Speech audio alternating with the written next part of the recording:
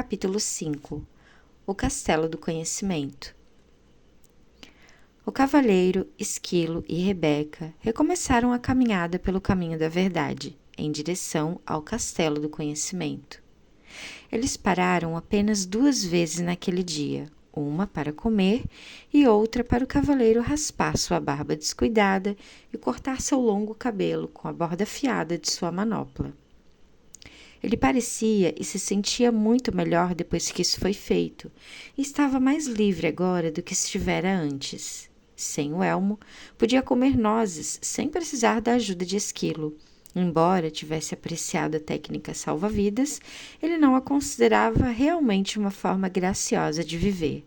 Também podia se alimentar com as frutas e raízes com que tinha se acostumado. Nunca mais comeria pombos ou qualquer outra ave ou carne outra vez, porque compreendeu que fazer isso seria literalmente ter amigos para jantar. Pouco antes do cair da noite, o trio arrastou-se morro acima e contemplou o Castelo do Conhecimento à distância. Ele era maior do que o Castelo do Silêncio, e sua porta era feita de ouro maciço. Esse era o maior castelo que o cavaleiro já tinha visto, maior ainda do que aquele que o rei havia construído para si. O cavaleiro olhou fixamente para a impressionante estrutura, curioso por saber quem o teria projetado. Naquele exato momento, seus pensamentos foram interrompidos pela voz de Sam. O Castelo do Conhecimento foi projetado pelo próprio universo, a fonte de todo o conhecimento.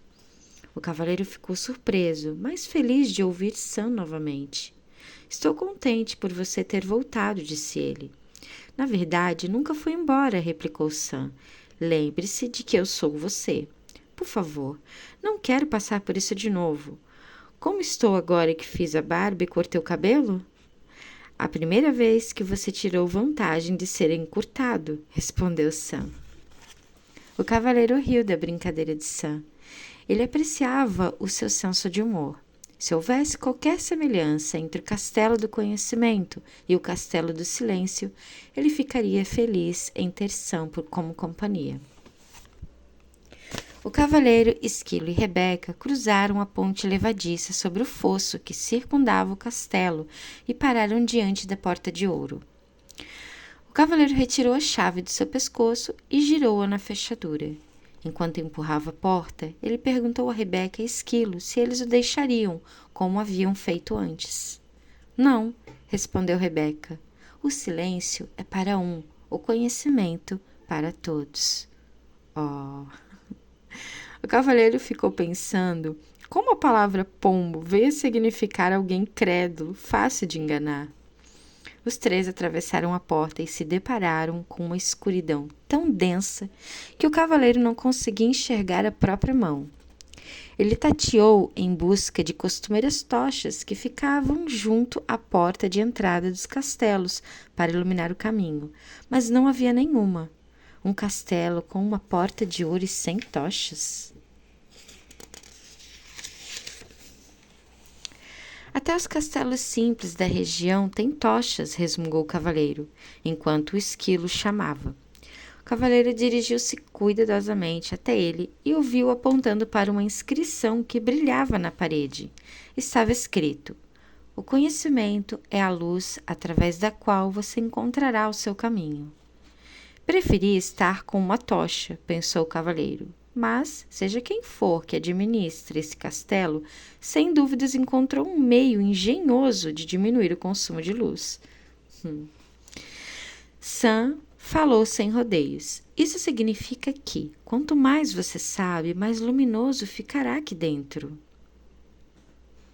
Sam, apostarei que você está certo, exclamou o cavaleiro. E um vislumbre de luz tremeluziu na sala. Nesse momento, Esquilo chamou novamente o cavaleiro. Ele havia encontrado uma outra inscrição que brilhava entalhada na parede. Será que você não confundiu necessidade com amor? Ainda perturbado, o cavaleiro resmungou. Suponho que tenho de descobrir a resposta antes de conseguir alguma luminosidade a mais. Você está pegando rápido, replicou Sam. O cavaleiro resfolegou. Não tenho tempo para brincar de perguntas e respostas. Quero encontrar rápido meu caminho para este castelo, para poder chegar ao topo da montanha.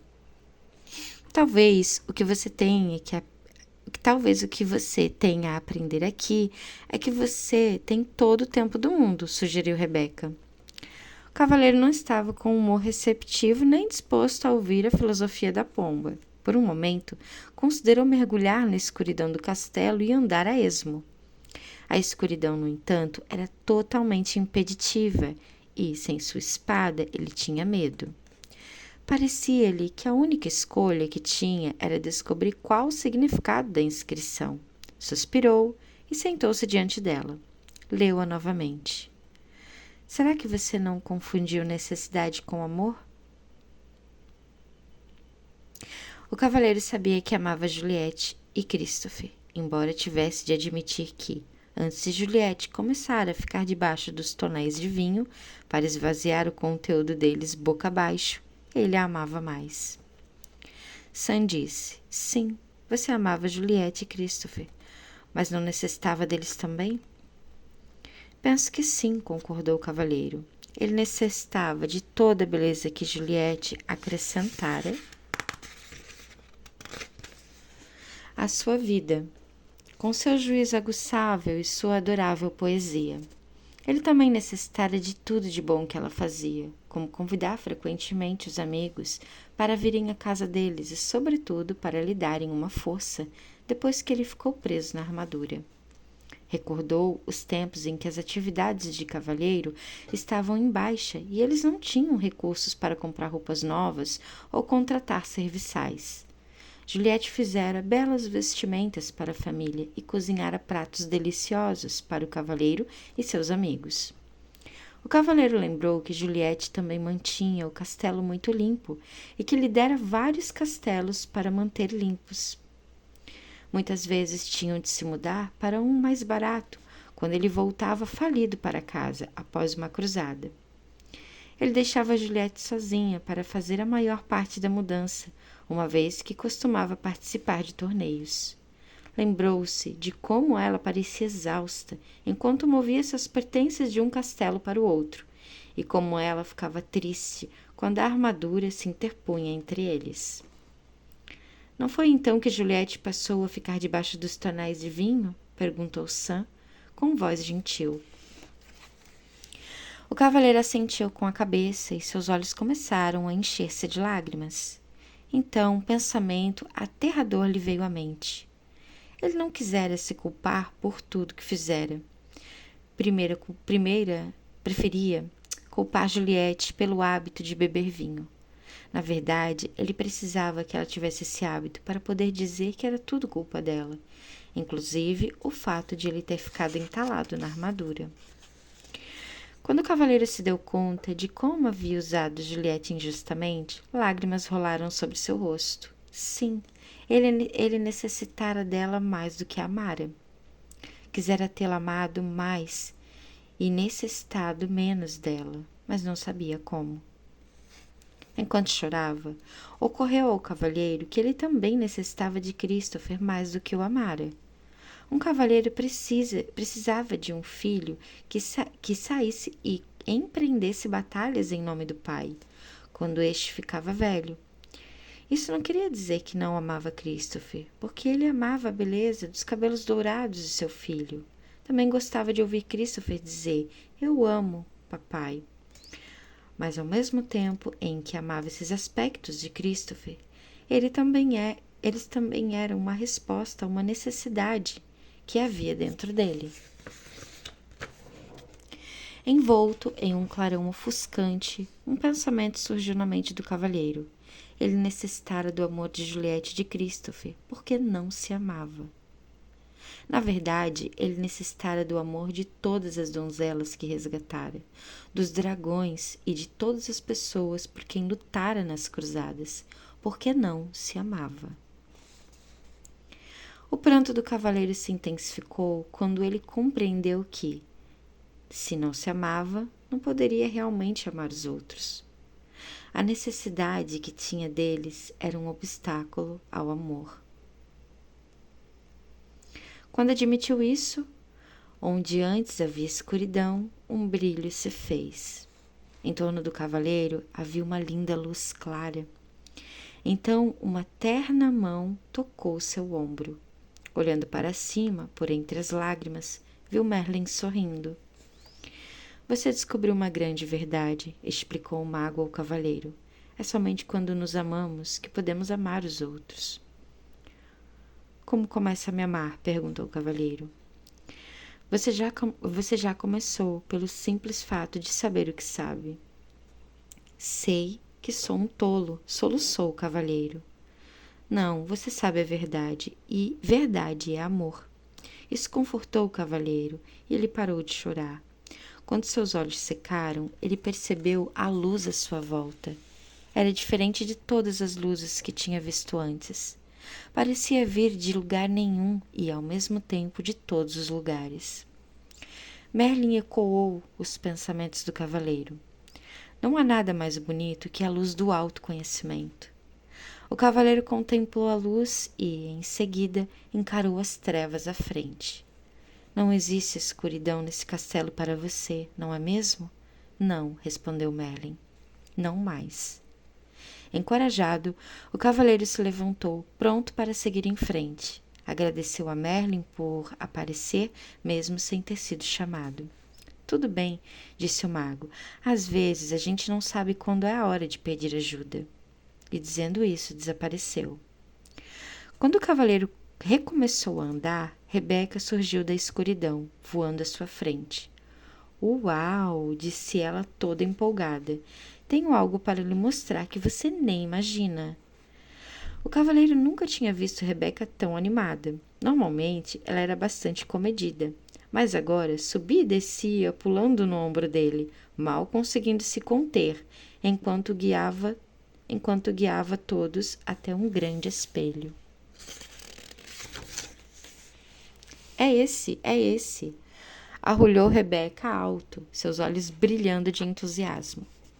O cavaleiro ficou desapontado. É apenas um velho espelho barato, disse ele impacientemente. Vamos, temos de seguir em frente. Não é um espelho comum, insistiu Rebeca. Ele não mostra como você parece, mostra o que você realmente é. O cavaleiro ficou intrigado, mas não entusiasmado. Ele nunca ligara muito para espelhos, porque nunca se considerava muito atraente. Mas Rebeca insistiu e, então, relutante, ele se pôs diante do espelho e olhou fixamente para o reflexo. Para sua surpresa, em vez de um homem alto, com olhos tristes e nariz grande, encouraçado até o pescoço, viu uma pessoa charmosa e cheia de vida, cujos olhos brilhavam com compaixão e amor. Quem é esse? Perguntou ele. Esquilo respondeu, é você. Esse espelho é uma impostura, disse o cavaleiro. Não é assim que eu aparento. Você está vendo seu eu verdadeiro, explicou Sam. O eu que vive por debaixo dessa armadura. Mas protestou o cavaleiro, olhando de forma penetrante para o espelho. Este homem é um espécime perfeito, e sua face é plena de beleza e inocência. Esse é o seu potencial, respondeu Sam, ser belo, inocente e perfeito. Se esse é o meu potencial, disse o cavaleiro, algo terrível aconteceu no meu percurso para realizá-lo. Sim, replicou Sam, você colocou uma armadura invisível entre você e os seus sentimentos verdadeiros. Ela está em você há tanto tempo que se tornou visível e permanente. Nossa! Talvez eu tenha realmente escondido meus sentimentos, disse o cavaleiro, mas eu não podia simplesmente dizer tudo o que me vinha à cabeça e fazer tudo o que tinha vontade de fazer. Ninguém iria gostar de mim. Ao pronunciar essas palavras, o cavaleiro parou abruptamente, compreendendo que vivera toda a sua vida de maneira a fazer com que as pessoas gostassem dele. Pensou em todas as cruzadas que lutara, os dragões que matara e as donzelas que salvara do perigo. Tudo para provar que ele era bondoso, gentil e amoroso. A verdade é que ele não precisava provar nada disso. Ele era bondoso, gentil e amoroso.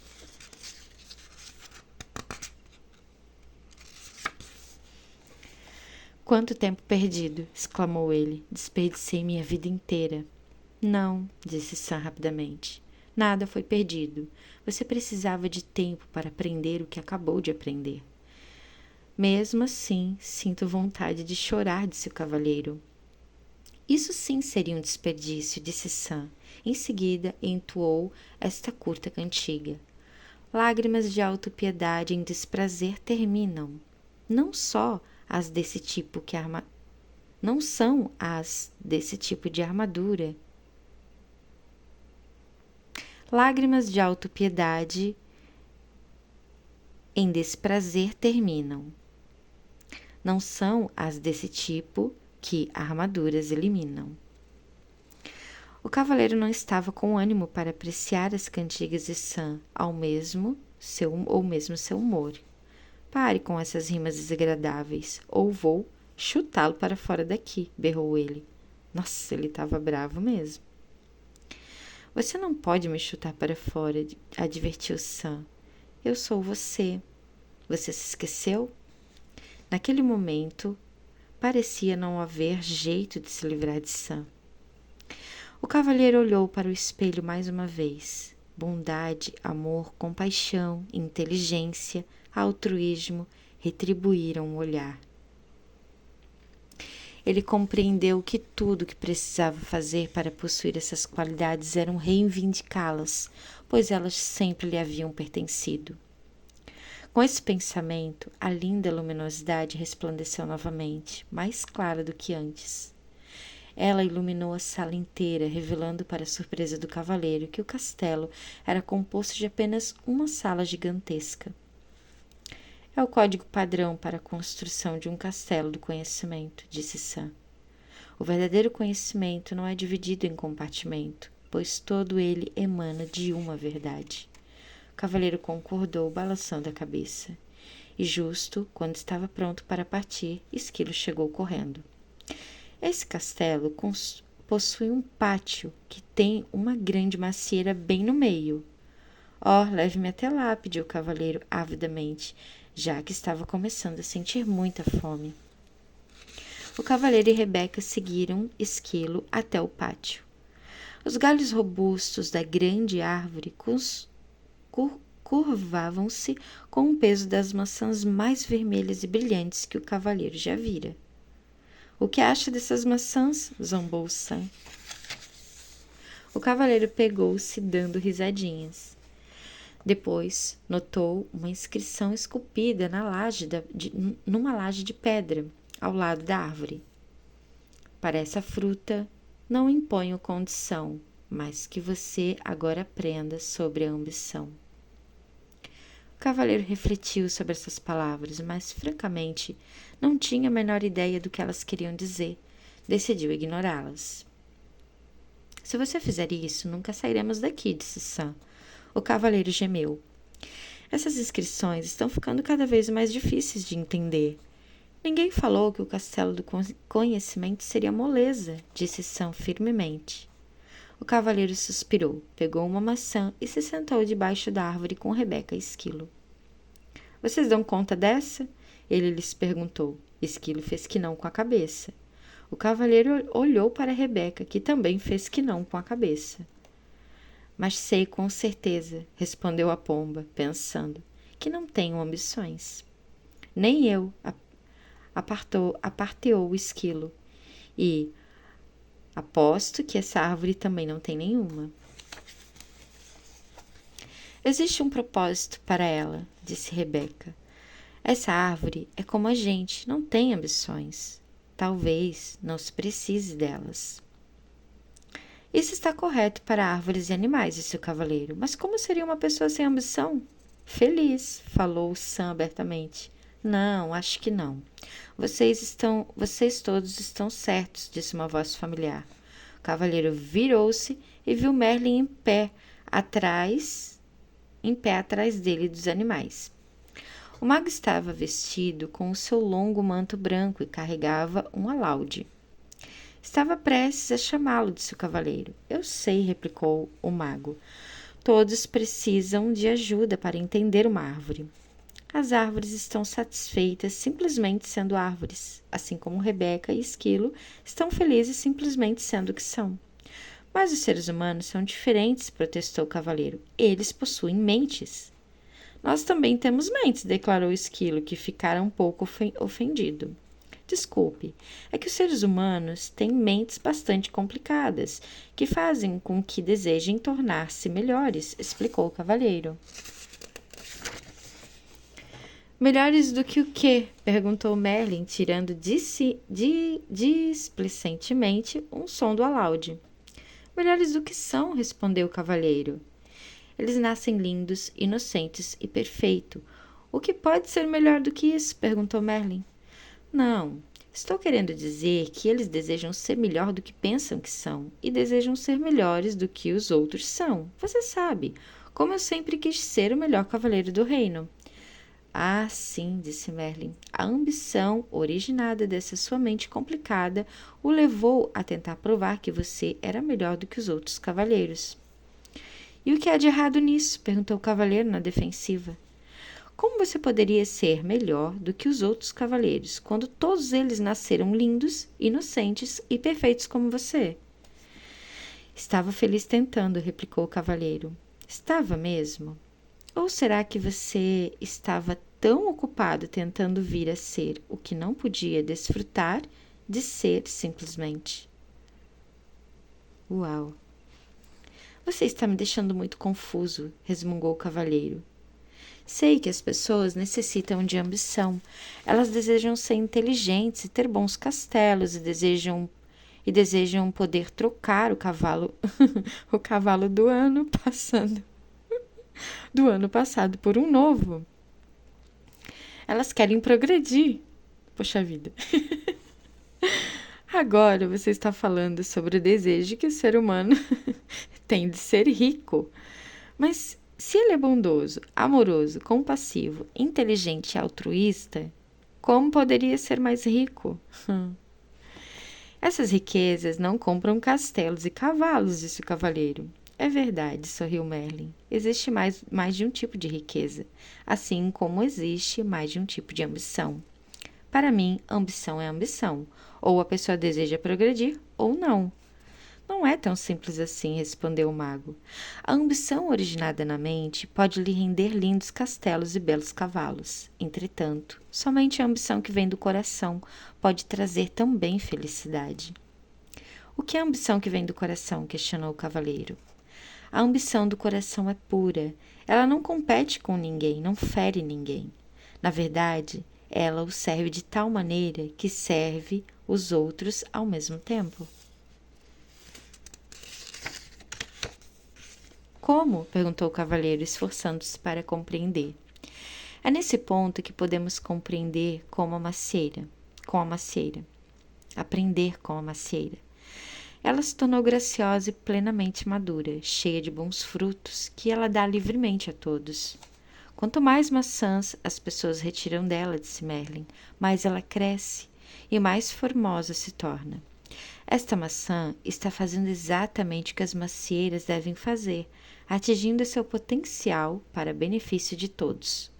Pode acontecer o mesmo com as pessoas, quando a ambição delas vem do coração. Mas, objetou o cavaleiro, se eu ficasse por aí o dia todo dando maçãs de graça, não teria condições de possuir um elegante castelo, nem poderia trocar o cavalo do ano passado por um novo.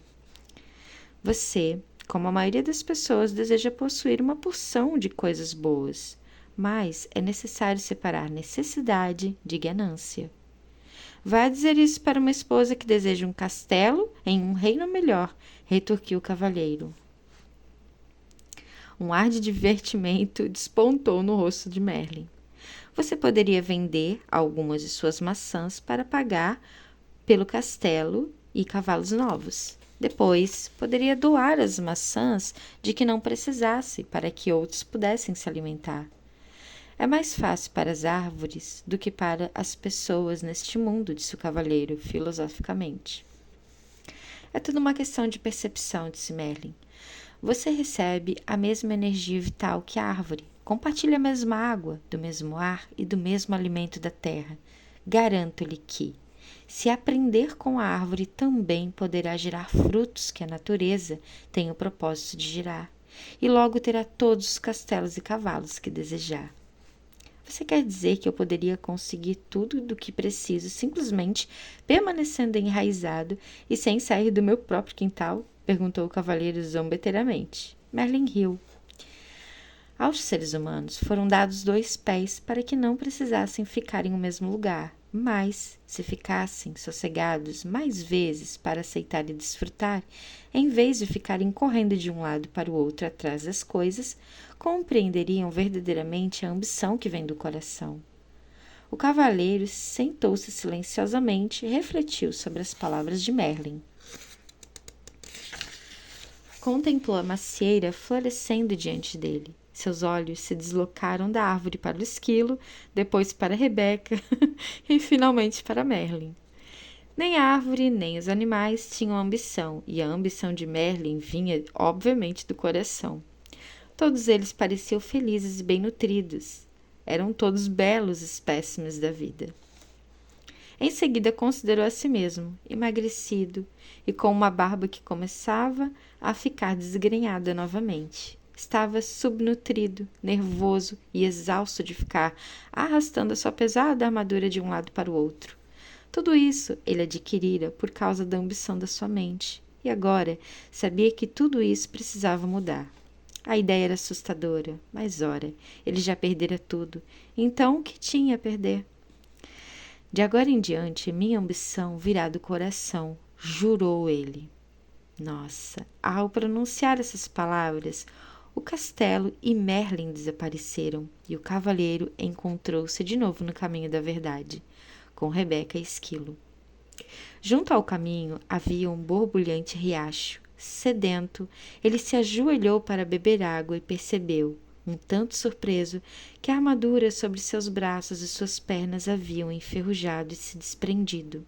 Sua barba estava bastante longa outra vez. Evidentemente, o castelo do conhecimento, como o castelo do silêncio, pregou peças no tempo. O cavaleiro ponderou sobre esse fenômeno, um tanto curioso, e logo compreendeu que Merlin estava certo. Ele chegou à conclusão de que o tempo realmente passa rápido quando se está em contato consigo mesmo. Lembrou quantas vezes o tempo se arrastara indefinidamente quando tinha dependido dos outros para preenchê-lo. Tendo se livrado de toda a armadura, exceto do peitoral, o cavaleiro sentiu-se leve e jovem, como há muitos anos não se sentia. Ele também descobriu que estava gostando de si, como há muito tempo não gostava.